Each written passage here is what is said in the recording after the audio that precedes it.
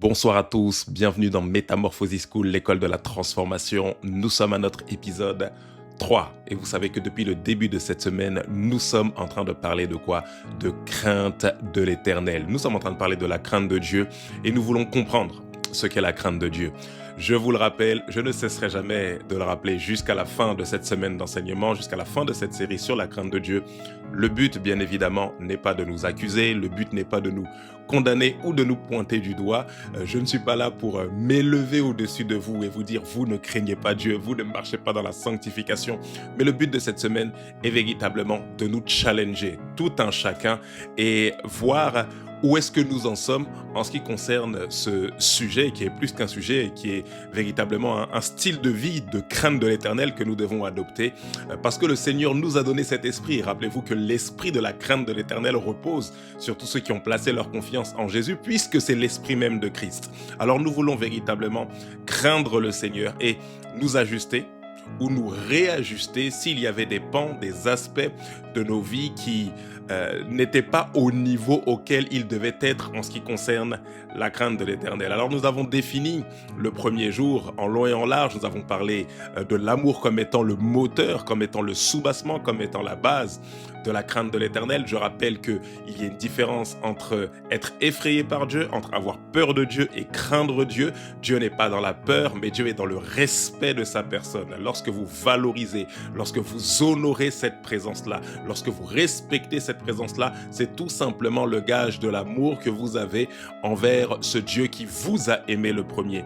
Je rappelle qu'on ne marche pas dans la sanctification parce qu'on a peur de l'enfer. On ne marche pas dans la sanctification parce qu'on a peur de l'exposition. Beaucoup de personnes marchent dans la sanctification ou en réalité disent qu'elles craignent Dieu, mais elles ont plus peur que leurs péchés soient exposés. Beaucoup de personnes marchent dans la crainte ou prétendent marcher dans la crainte, mais en réalité, elles marchent dans la peur de l'enfer, la peur de ne pas être enlevées avec Jésus. Alors oui, nous voulons être enlevés avec Christ. Oui, nous voulons passer l'éternité dans la présence de Dieu. Qui ne veut pas demeurer dans cette présence éternelle de l'amour de Dieu? Oui, c'est ce que nous voulons tout un chacun, mais si nous craignons Dieu, ce n'est pas pour ce que Dieu peut nous apporter. Si nous craignons Dieu, c'est tout simplement à cause de qui il est, parce qu'il nous a aimés, parce qu'il nous a manifesté cet amour, selon qu'il est écrit que son amour a été répandu dans nos cœurs par le Saint-Esprit, selon qu'il est écrit encore que nous l'aimons parce que lui nous a aimés le premier. Notre vie est définie tout simplement par l'amour de Dieu à notre égard, et c'est cet amour de Dieu à notre égard qui nous motive, qui nous booste à véritablement honorer, valoriser, craindre véritablement ce Dieu-là. Le jour suivant, nous avons abordé des conséquences en ce qui concerne la crainte de Dieu. Quelles sont les conséquences de la crainte de Dieu? Nous avons vu que la crainte de Dieu attire, nous nous sommes appesantis même sur ce sujet, que la crainte de Dieu attire ou amène ou rend manifeste plutôt la gloire de Dieu. Lorsque vous craignez Dieu, vous lui permettez d'être visible. Pourquoi? Parce qu'il sent que sa présence est respectée et honorée. Nous avons vu également que la crainte de Dieu nous donne quoi? De la sagesse, parce que la crainte de l'Éternel est le commencement de la sagesse. Celui qui aime la sagesse, en réalité, c'est celui qui craint véritablement le Seigneur. Aujourd'hui, nous allons aborder un sujet qui est un peu particulier. Je suis tellement pressé d'aborder ce sujet avec vous. Un sujet qui est pleinement, j'en suis convaincu, d'actualité, à savoir la crainte de Dieu, mais au sein de l'église locale. La crainte de Dieu dans l'église. Il y a beaucoup de choses à dire dessus, beaucoup. Alors je ne vais pas faire durer le suspense, on va juste rendre grâce à Dieu, comme à notre habitude. Là j'ai déjà trop parlé, et ensuite on coule directement, et on va voir ce que le Seigneur a à nous apporter pour ce jour. De là où tu es, incline la tête avec moi, et rendons simplement grâce au Seigneur. Père de grâce et d'amour, nous te disons merci. Merci papa, merci parce que tu nous enseignes, Seigneur, depuis le mardi. Tu nous enseignes, Seigneur, en ce qui concerne le saint respect de ta personne. Accorde-nous la grâce de grandir, Seigneur, avec cet état d'esprit, de mûrir dans la crainte de l'Éternel, d'avancer, de progresser en ce qui concerne la crainte de Dieu. Ce soir, à travers cet enseignement, inspire nos paroles et nos pensées et dirige-nous conformément à ta volonté. Notre part, c'est de te rendre toute la gloire et nous promettons de le faire, Père, dans le nom précieux de Jésus-Christ. Nous t'avons prié. Que quelqu'un dise Amen, Amen, Amen. Avant de poursuivre, tu prends le temps de partager la vidéo sur tous tes réseaux, sur X, sur Trend, sur Instagram, sur Snap, sur Facebook, partout, parce que je sais que cette vidéo pourra édifier un grand nombre de personnes dans ton entourage. La crainte de Dieu dans l'Église, le sujet est donné. Il y a tellement de choses à dire. Tellement de choses à dire parce que beaucoup de bonnes choses, bien évidemment, se passent dans nos églises, mais également beaucoup de choses qui sont à revoir, je vais dire ça comme ça, pour éviter de parler de négativité. Mais beaucoup de choses se font dans nos églises. On voit l'œuvre du Seigneur avancer, l'œuvre du royaume avancer. On voit des âmes qui se donnent au Seigneur en masse, par des multitudes qui donnent leur vie à Jésus, des multitudes de décisions pour Christ. On voit un réveil, ou plutôt le début d'un réveil, ah oui, je dois le dire, au sein de la jeunesse. On voit une jeunesse réveillée. On est en train de vivre véritablement où on commence à vivre, hein, c'est les prémices. Alors encore une fois, je ne dis pas que tout est parfait, mais je dis qu'il y a quand même des bonnes choses à apprécier dans l'Église aujourd'hui, dans l'Église 2026, dans le corps de Christ. Alors on voit clairement ce qui a été prophétisé par le prophète Joël dans les derniers temps. Je répandrai de mon esprit sur toute chair, dit le Seigneur. Vos fils et vos filles prophétiseront. On voit de plus en plus de jeunes qui parlent de la part de Dieu, que ce soit à travers leur podcast, que ce soit à travers leur compte TikTok, Instagram, toutes ces choses-là, même dans les églises, de plus en plus de jeunes prédicateurs se lèvent et je pense que nous devons rendre toute la gloire à Dieu pour cela. Mais à côté de cela, il y a quand même des choses à améliorer, il y a quand même des choses à revoir, il y a également des choses qui ne vont pas forcément dans le sens de l'œuvre du royaume de Dieu. En même temps qu'on voit que beaucoup de bonnes choses se passent. En même temps, à côté de cela, nous voyons des choses qui sont clairement à revoir, des choses qui sont parfois même un peu douteuses. On voit en même temps des jeunes qui parlent de la part de Dieu, puis d'autres qui indexent, qui attaquent l'Église, d'autres qui livrent en pâture les pasteurs. On voit aussi des scandales parmi les jeunes pasteurs, parmi les pasteurs même d'une manière générale, beaucoup de scandales derrière des personnes qui se disent serviteurs de Dieu, toutes ces choses-là. J'avais déjà parlé de ça il y a 2 ans en ce qui concerne l'église locale. Je pense que je referai un autre épisode sur l'église locale, mais en abordant un autre aspect, notamment à travers ce qui se passe sur les réseaux sociaux, tout ce qu'on peut entendre et tout ce qu'on peut voir et surtout quelle posture on peut adopter face à tout ça, face à tous ces scandales qu'on peut entendre, face à toutes ces choses que nous pouvons entendre, toutes ces sauces, comme nous aimons le dire, que nous pouvons entendre sur les réseaux sociaux. Et nous devons comprendre une chose. L'une des raisons pour lesquelles l'Église vit certaines choses qui sont douteuses ou choses à revoir, l'un des moteurs ou l'une des raisons pour lesquelles nous vivons cela, bien évidemment, je le crois de tout mon cœur, c'est parce que dans une certaine mesure, la crainte de Dieu, la crainte de Dieu dans le cadre de l'Église a quitté nos cœurs. Ce qui fait qu'on peut se permettre d'ouvrir la bouche pour dire un peu tout et n'importe quoi, parce que chacun veut y aller de sa philosophie, de sa théologie, de ses sentiments, de ce qu'il ressent. Donc dès qu'une personne va avoir quelque chose à cœur, quelque chose dans ses pensées, elle a juste à prendre son téléphone, à se connecter sur son compte et à dire tout simplement, voilà, moi je pense que dans l'église ça devrait être comme ça, je trouve que les pasteurs sont un peu trop comme ça. C'est-à-dire que tout le monde un peu a de sa théorie, tout le monde a la théorie du ministère pastoral sans forcément être pasteur, tout le monde sait comment un pasteur doit se comporter, comment un pasteur doit apporter son message, chacun y va de sa théologie, comme je le dis. D'autres personnes disent, voilà, les églises, arrêtez d'aller tout le temps à l'église, qu'on vous oblige pas à aller tout le temps à l'église. D'autres vous diront, l'église c'est H24, vous devez y être. D'autres vous diront que voilà, il faut être soumis au Père, il ne faut écouter que les enseignements du Père, toutes ces choses-là. D'autres vous diront, non, il ne faut pas se laisser abuser par qui que ce soit. Tout ça c'est de la manipulation, tout ça c'est de la psychologie inversée. Alors on entend un peu beaucoup de choses et je vous assure, la plupart des choses que nous entendons, l'une des raisons particulières, c'est tout simplement le fait que la crainte de Dieu, et vraiment j'insiste dans le cadre de l'Église, a quitté le cœur de beaucoup d'enfants de Dieu. Beaucoup de personnes qui disent avoir accepté Jésus, beaucoup de personnes qui ont confessé, qui ont professé Jésus-Christ comme étant leur sauveur et Seigneur, lorsqu'il s'agit du cadre de l'Église, démontrent un manque de crainte de l'Éternel. Alors ici, je ne m'érige pas comme un juge. Je vous ai dit cette semaine à provocation à nous challenger tout un chacun, moi-même le premier. Chaque fois que je vois toutes ces choses et que je vois même ma posture à moi en tant que pasteur, ma posture à moi en tant qu'enfant de Dieu, je me demande si dans une certaine mesure, il n'y a pas dans mon langage, il n'y a pas dans mon attitude, il n'y a pas dans ma manière de penser un manque de crainte de l'Éternel. Alors aujourd'hui, nous allons essayer de remettre, j'allais dire, l'église au milieu du village. Non, nous allons essayer de trouver comment ou apporter certaines solutions. Je ne vais pas ici mettre le doigt ou l'accent sur les causes ou sur ce qui ne va pas, mais surtout directement rentrer dans le sujet et donner des solutions, donner des éléments qui nous aideront à remettre la crainte de Dieu dans l'église locale. Alors ici, la pensée qui est montée dans mon cœur, c'est une pensée qui s'est formulée avec un seul mot. Et ce seul mot sera l'organe majeur de tout l'enseignement d'aujourd'hui. Tenez-vous prêts, le mot est le suivant, c'est le mot souvenir. Alors la pensée qui est montée dans mon cœur est la suivante. Si vous voulez que l'Église ou que la crainte de Dieu revienne dans l'Église, vous devez vous souvenir. Alors nous allons passer les quelques minutes que nous avons ensemble à tout simplement nous souvenir. Nous souvenir de quoi ? Premièrement, souvenez-vous que l'église locale est un lieu de culte rendu à Dieu. Je répète, souvenez-vous que l'église locale est un lieu de culte rendu à Dieu ou un lieu de culte que nous devons rendre à Dieu. Colossiens chapitre 1 verset 18, la Bible dit ceci, « Il est la tête du corps de l'église », en parlant de Jésus-Christ bien évidemment, il est le commencement, le premier-né d'entre les morts afin d'être le premier en tout. Alors notez ceci pour commencer, on ne vient pas à l'église pour se servir, mais pour le servir. Je répète, on ne vient pas à l'église pour se servir, on ne vient pas non plus à l'église pour être servi, mais on vient à l'église pour le servir. Alors vous devez comprendre une chose ici.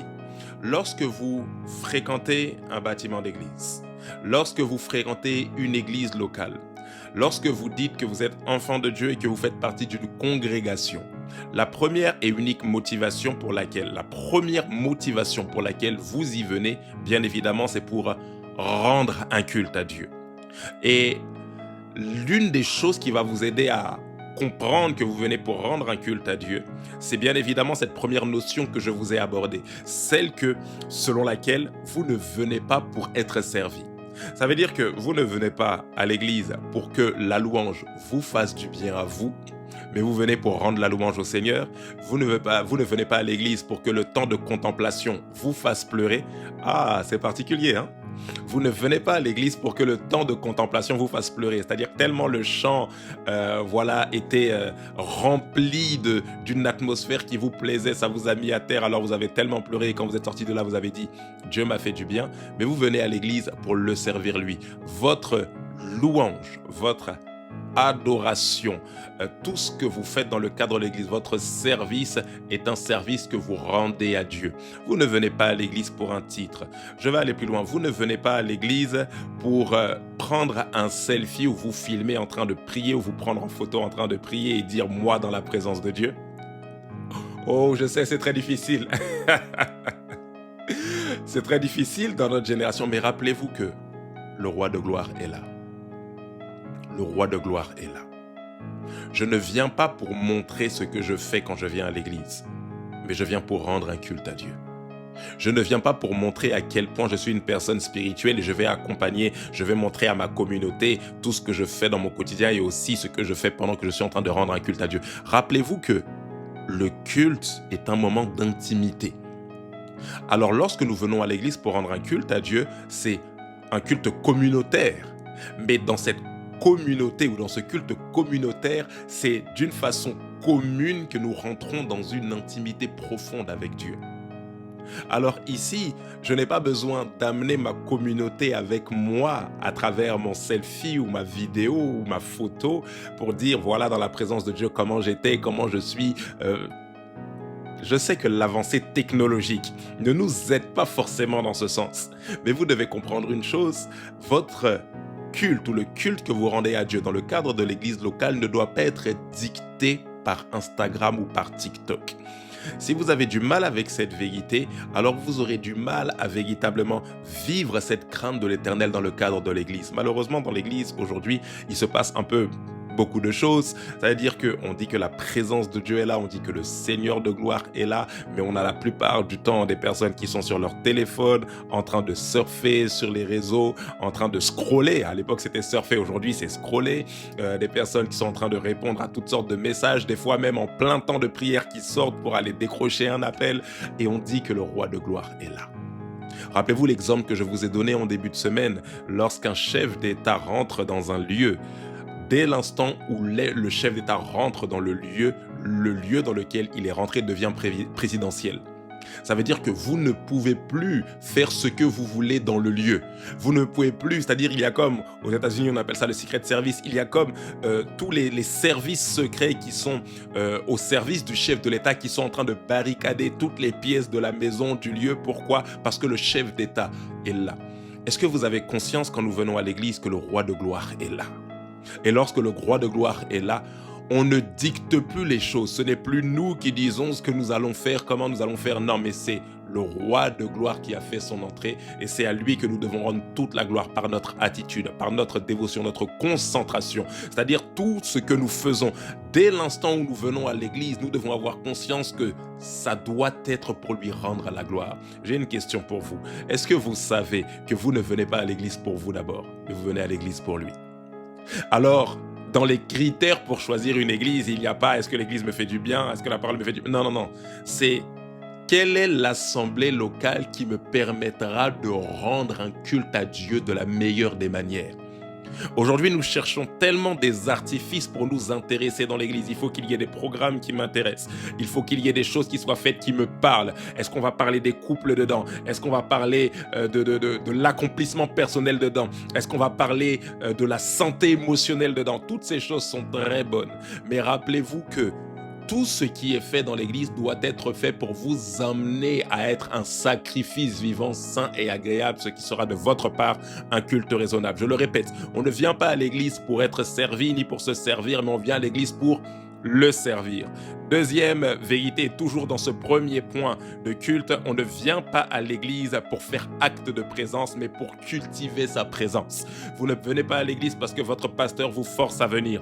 Vous ne venez pas à l'église parce que sinon les responsables vont vous harceler. Si jamais vous venez pas, ils vont vous bombarder de messages et d'appels et de notes vocales. Mais vous venez à l'église parce que vous devez cultiver la présence de Dieu, mais en communauté. Si vous venez à l'église, ce n'est pas parce que vous avez un poste à tenir. Si vous venez à l'église, ce n'est pas parce que vous avez une position dans l'église, une responsabilité dans l'église. Mais si vous y venez, ce n'est pas juste pour dire, voilà, je suis là, maintenant laissez-moi tranquille et quand les 2 heures sont finies, je m'en vais. Non, si vous venez à l'église, c'est pour cultiver la présence de Dieu. J'ai une question pour vous. Est-ce que vous savez que le culte que vous rendez à Dieu, c'est un culte qui vous emmène à régulièrement cultiver sa présence? D'ailleurs, dans le mot cultiver, il y a le mot culte. Vous entendez ça? Et quand on rend un culte à Dieu, c'est-à-dire on prend l'habitude de demeurer là, devant sa face, rester longtemps dans sa présence. Pourquoi? Parce qu'on a conscience, encore une fois, qu'on est en face du roi des rois. C'est comme ça que vous voyez que la crainte de l'Éternel peut progressivement revenir dans nos cœurs lorsque nous nous souvenons de la raison pour laquelle nous faisons ce que nous sommes en train de faire. Vérité numéro 3, toujours dans ce premier point. À l'église, le message de la croix n'est pas juste la finalité pour l'appel au salut ou l'introduction d'un message, mais la substance même de tout message.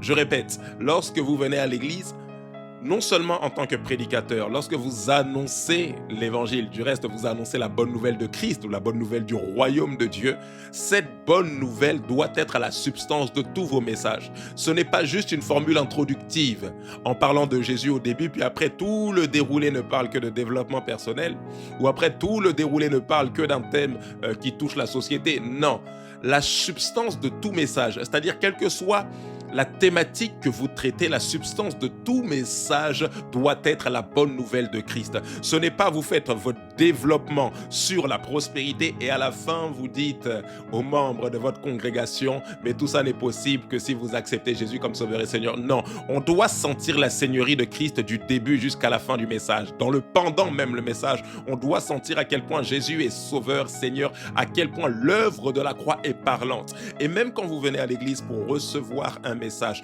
vous ne devez pas chercher un message qui va satisfaire votre chair, qui va satisfaire votre ego, un message où on va parler d'accomplissement terrestre, matériel, mais vous devez chercher la substance même de tout enseignement. Et la substance, c'est quoi? C'est l'œuvre de la croix. J'ai envie de vous dire ce soir, l'œuvre de la croix ou le message de la croix n'est pas un message qui est démodé, les amis, mais dans ce message-là, il y a toute la substance. J'aime cette parole de l'apôtre Pierre qui dit comme ça, divine puissance nous a donné tout ce qui contribue à la vie et à la piété. La vie et la piété se trouvent dans la divine puissance qui nous a été donnée. Mais de quelle manière cette puissance nous a été donnée? Jean chapitre 1 verset 12, à tous ceux qui l'ont reçu, à ceux qui croient en son nom, elle leur a donné la parole, le pouvoir de devenir enfants de Dieu. Cette puissance-là, ce pouvoir-là, cette exousia nous est donné par quoi? Par l'œuvre de la croix. Vous enlevez l'œuvre de la croix de vos messages. Vous enlevez l'œuvre de la croix de vos enseignements. Vous enlevez l'œuvre de la croix de vos recherches. L'évangile dans lequel vous avez cru perd toute sa substance. Ce qui donne un sens à l'évangile, qui donne un sens au fait d'aller à l'église, c'est tout simplement le fait que Jésus-Christ soit mort, crucifié et ressuscité le 3e jour. Est-ce que vous avez conscience que la présence de Dieu réside dans la prédication de la croix? Est-ce que vous avez conscience que la présence de Dieu ne se trouve pas lorsque vous réussissez à vous accomplir, mais lorsque le Christ crucifié est magnifié, mis au goût du jour, élevé et glorifié? Point numéro 2, ou souvenir numéro 2, vous devez vous souvenir que l'église locale est un centre de transformation.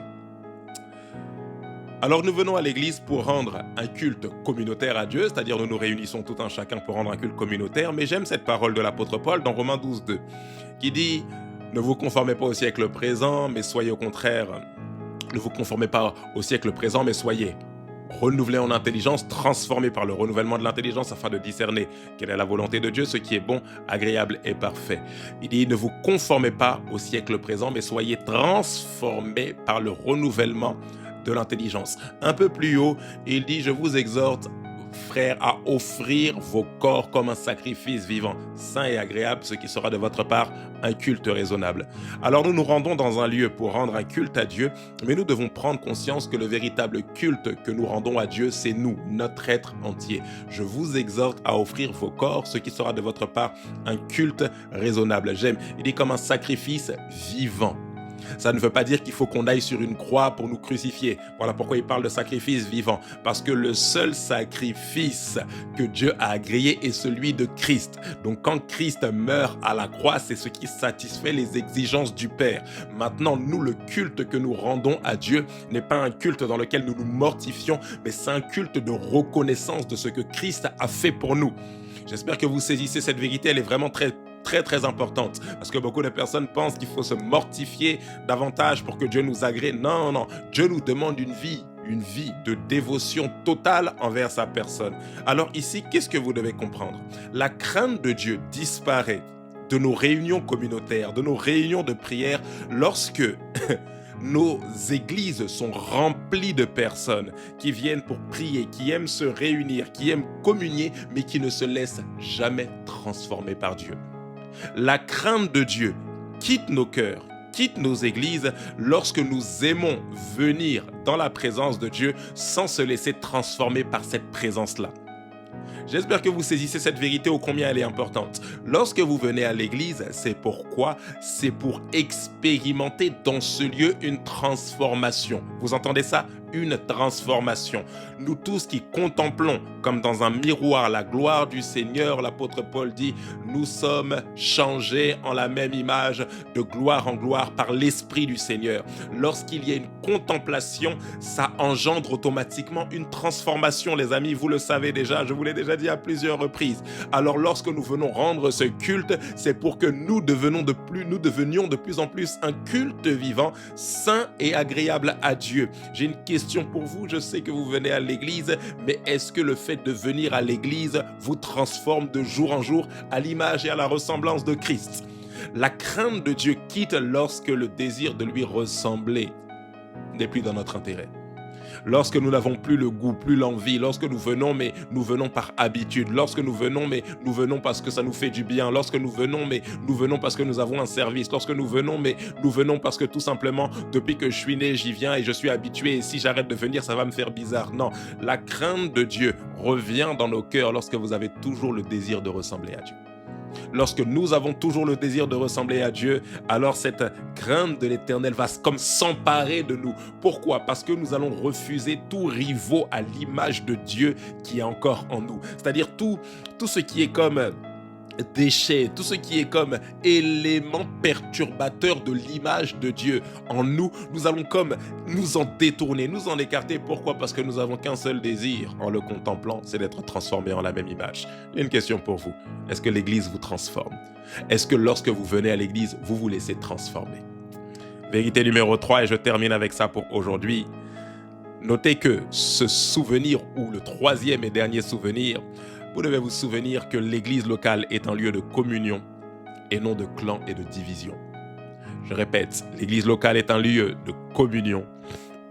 Souvenez-vous que l'église locale est un lieu de communion et non de clan et de division. 1 Corinthiens chapitre 11, versets 17 à 21. En donnant cet avertissement, je ne loue point, c'est ce que je ne loue point, je répète, en donnant cet avertissement, ce que je ne loue point, c'est que vous vous assemblez, non pour devenir meilleur, mais pour devenir pire. Et d'abord, j'apprends que lorsque vous vous réunissez en assemblée, il y a parmi vous des divisions. Et je le crois en partie, car il faut qu'il y ait des divisions, il faut qu'il y ait des sectes parmi vous, afin que ceux qui sont approuvés soient reconnus comme tels au milieu de vous. Lors donc que vous vous réunissez, ce n'est pas pour manger le repas du Seigneur, car quand on se met à table, chacun commence par prendre son propre repas, et l'un a faim, tandis que l'autre est ivre. Alors ici, l'apôtre Paul parle dans le contexte de l'église de Corinthe et il dit que lorsque vous vous réunissez, c'est pour qu'il y ait des divisions. Alors l'un dit « moi je suis d'Apollos », l'autre « moi je suis de Paul », toutes ces choses-là. Vous devez comprendre une chose. La force d'une communauté, c'est l'unité. Et lorsque vous craignez Dieu, ou l'une des manières de ramener la crainte de Dieu dans l'église, c'est de vivre justement dans cette communion-là. Alors il est triste de se réunir sans être unis. Il est triste de se réunir sans être un, c'est-à-dire de s'assembler, mais en réalité, nous ne nous assemblons pas, nous sommes qu'un tas de personnes. Parce que dans le mot assembler, il y a assemblage, c'est-à-dire normalement, il doit y avoir comme un alliage, comme une fusion, comme une unité, comme une communion qui nous permet d'adorer Dieu en esprit et en vérité, mais de façon communautaire. Alors c'est très triste de voir que nos églises sont peut-être remplies de personnes, mais remplies de divisions, remplies de médisance les uns envers les autres, remplies de murmures, remplies de critiques. C'est tellement triste et ces éléments-là qui font baisser le niveau de présence de Dieu dans nos communautés. C'est tellement triste de voir que nous aimons nous réunir, mais pas pour nous unir. Nous aimons nous rassembler, c'est-à-dire nous savons que nous allons nous apprêter pour venir à l'église, que nous allons nous apprêter pour venir dans ce lieu où nous devons rendre un culte à Dieu, mais nous savons en même temps que après avoir prié, nous allons raconter des ragots sur la vie de telle ou de telle personne. J'ai une question pour vous pour terminer. Est-ce que vous savez que l'église est un lieu de communion et non pas un lieu de division? Est-ce que vous savez que vous venez à l'église non pas pour vous diviser, non pas pour vous séparer davantage, mais pour vivre dans l'unité? L'apôtre Paul le dit en ces termes, qu'il soit un, c'est-à-dire je vous exhorte à conserver l'unité de l'esprit par le lien de la paix. Oh, vous voulez que la crainte de l'Éternel revienne dans l'église locale, vous devez, et on le verra demain en allant un peu plus loin dans ce sens, vous devez apprendre à vivre dans l'unité avec les hommes. N'est-ce pas la Bible qui dit qu'il est très difficile d'aimer un Dieu que nous ne voyons pas et de ne pas aimer des frères et sœurs que nous voyons, qui sont l'image de ce Dieu invisible-là? En réalité, c'est une forme d'hypocrisie de dire que j'aime le Dieu invisible parce qu'il est invisible de toute façon, mais les créatures visibles que Dieu a créées à son image, je ne les aime pas.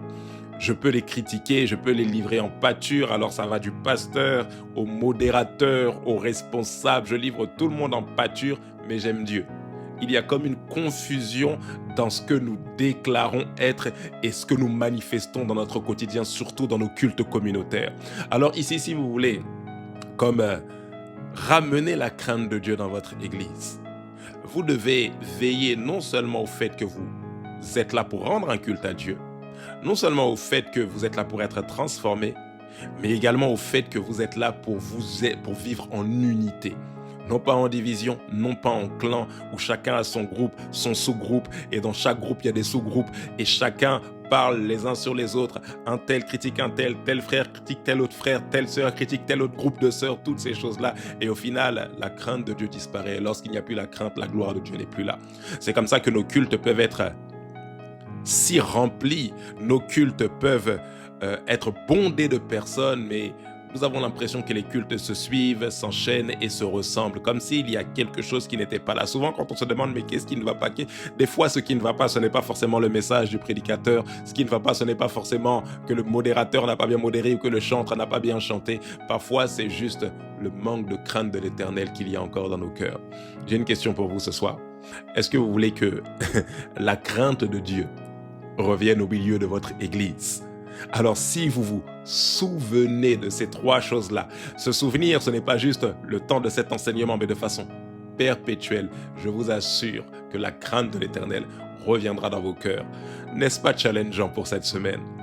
Alors je prie, comme jamais auparavant, que le Seigneur remette sa crainte dans vos cœurs, que ce soit dans l'église et même en dehors de l'église locale, parce qu'en réalité, même en dehors de l'église, nous restons l'église, corps de Christ. Je prie que en permanence, vous viviez la crainte de l'Éternel, que dans la communauté, vous viviez la crainte de l'Éternel, que vous veniez avec une sainte conscience de sa présence et que vous lui rendiez ce culte agréable, non seulement en le célébrant, le louant, l'adorant, le servant, mais en se laissant transformer par lui, mais également que vous viviez cette crainte de l'Éternel en vivant en communion, en unité, en union, en assemblage avec les autres.